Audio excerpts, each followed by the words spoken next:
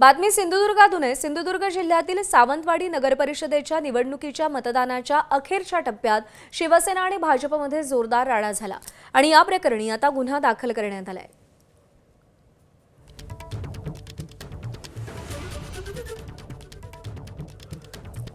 ही दृश्य समोर आलेली आहेत। पोलिसांनी मध्यस्थी केली, त्यानंतर परिस्थिती नियंत्रणात आली।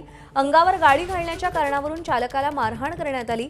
भाजप आणि सेना पदाधिकाऱ्यांच्या तक्रारींवरून सध्या गुन्हे दाखल करण्यात आलेले आहेत।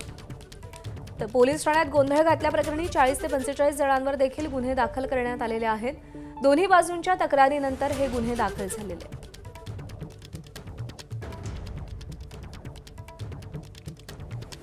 सावंतवाडीतल्या राड्या प्रकरणी दोन्ही बाजूंच्या 20 ते 25 जणांवर गुन्हा दाखल झालाय। काल भाजप आणि शिवसेनेच्या कार्यकर्त्यांमध्ये जोरदार राडा झालेला आहे।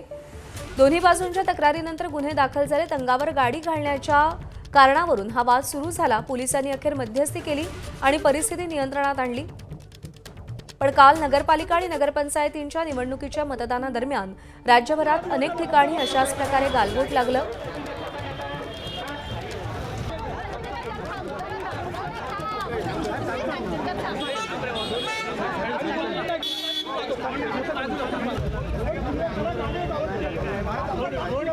सदाशिव लाड आपले प्रतिनिधी सध्या आपल्यासोबत आहेत। सदाशिव, हा वाद नेमका कशावरून सुरू झाला आणि आता गुन्हे दाखल करण्यात आलेत, पुढे काय कारवाई होणार आहे? हा वाद जो आहे तो काल भाजपचे पदाधिकारी जे आहेत किंवा कार्यकर्ते जे आहेत ते पैसे वाटप करत असल्याचा आरोप करत शिंदे सेनेने त्यांना रोखलं होतं आणि त्यानंतर त्या ठिकाणी बाचाबाची झाली होती। ते प्रकरण सकाळचं होतं, ते मिटलं।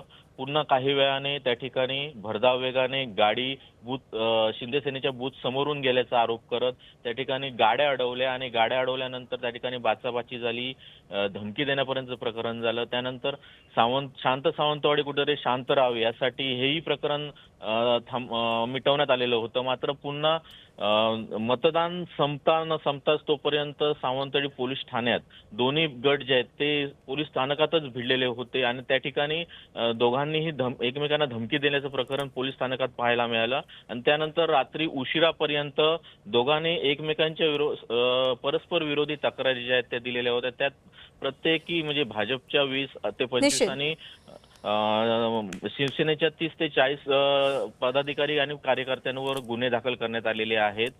त्यासोबतच सावंतवाडी पोलीस स्थानकात हा सर्व प्रकार घडल्यामुळे पोलिसांनी देखील या सगळ्यामध्ये दखल दिलेली आहे आणि अनेकांवर गुन्हे दाखल करण्यात आलेत। सदाशिव, धन्यवाद दिलेल्या माहितीसाठी।